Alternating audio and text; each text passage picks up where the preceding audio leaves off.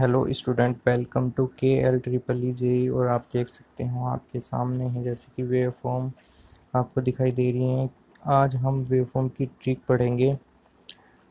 इससे आने वाला एग्ज़ाम में क्वेश्चन हम हमेशा भूल जाते हैं या फिर स्किप कर देते हैं या फिर हम गलत आंसर लगा के आ जाते हैं, लेकिन सही आंसर लगाना बहुत ही मुश्किल हो जाता है हमारे लिए, क्योंकि बहुत ज़्यादा कन्फ्यूजन हो जाते हैं ये क्वेश्चन। तो जैसे कि हमने कहा, इस चैनल पे सारे के सारे कन्फ्यूजन होने वाले इलेक्ट्रिकल के जेई के जो क्वेश्चन हैं उनको हम सॉल्व कराएंगे और सारे के सारे इलेक्ट्रिकल के पेपर प्रोवाइड कराएंगे। तो आप चैनल को सब्सक्राइब कर लें। तो चलिए स्टार्ट करते हैं इस ट्रिक को। तो जैसे कि आप देख पा रहे हो कि ट्रांसफॉर्मर इनपुट वेवफॉर्म और आउटपुट वेवफॉर्म। इनपुट वेवफॉर्म अगर ट्रांसफॉर्मर में स्क्वायर या रेक्टेंगुलर देते हैं तो आउटपुट पल्स मिल जाती है, ट्रायंगुलर देते हैं तो स्क्वायर या रेक्टेंगुलर मिल जाती है। इतना आसान है, ईजी है, याद कर सकते हैं, याद होगा भी। कैपेसिटर की बात करें तो square wave voltage same as transformer, current की wave form pulse, triangle wave voltage और करंट की वेव फॉर्म स्क्वायर। यहाँ से ट्रिक स्टार्ट होती है हमारी। यूकेपीएससी जेईई में ये आया भी था क्वेश्चन। स्क्वायर वेव करंट अगर हम देते हैं किसी कैपेसिटर में तो आउटपुट वेव फॉर्म हमारी वोल्टेज की कैसी मिलेगी।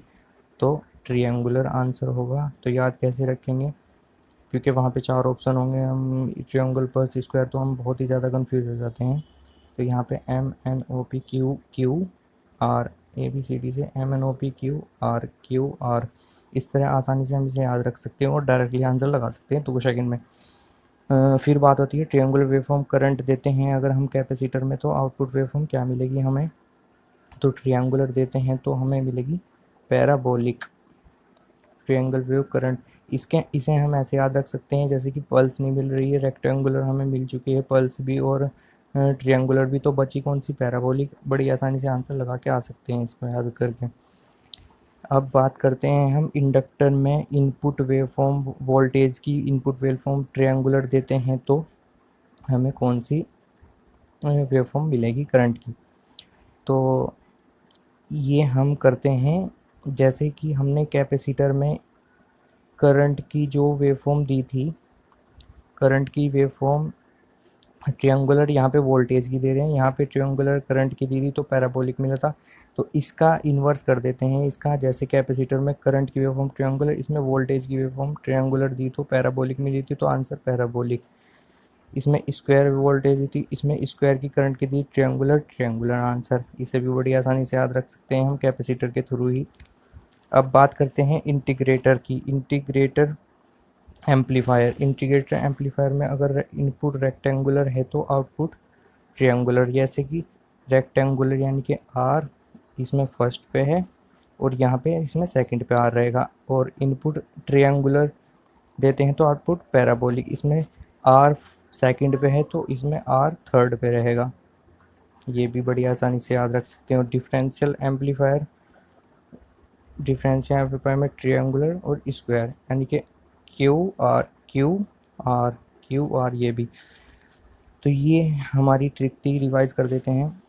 यहाँ तक तो आपको याद रखनी है, बड़ी आसानी से याद कर सकते हो। यहाँ पे M N O P Q R, और ये करंट, ये ट्रायंगुलर वेव दी करंट की तो पैराबोलिक, यानी कि इनमें से कोई नहीं।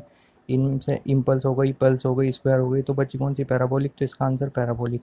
इसके बाद ट्रायंगुलर में वोल्टेज दी तो पैराबोलिक। इसे हम याद रखते हैं कैपेसिटर की करंट की वेवफॉर्म के थ्रू, यानी कि कैपेसिटर में करंट की दी, इसमें वोल्टेज की दी, तो ट्रायंगुलर करंट की दी थी तो पैराबोलिक, ट्रायंगुलर वोल्टेज की दी तो पैराबोलिक, स्क्वायर वोल्टेज की दी, स्क्वायर करंट की दी तो ट्रायंगुलर ट्रायंगुलर।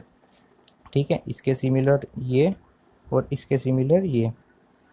अब बात करते हैं इंटीग्रेटर की। इंटीग्रेटर में हमारी जो है, इंटीग्रेटर में इनपुट रेक्टेंगुलर ट्रायंगुलर, यानी कि फर्स्ट पे आर, सेकंड पे आर, सेकंड पे आर, थर्ड पे आर, और ये डायरेक्टली क्यू आर।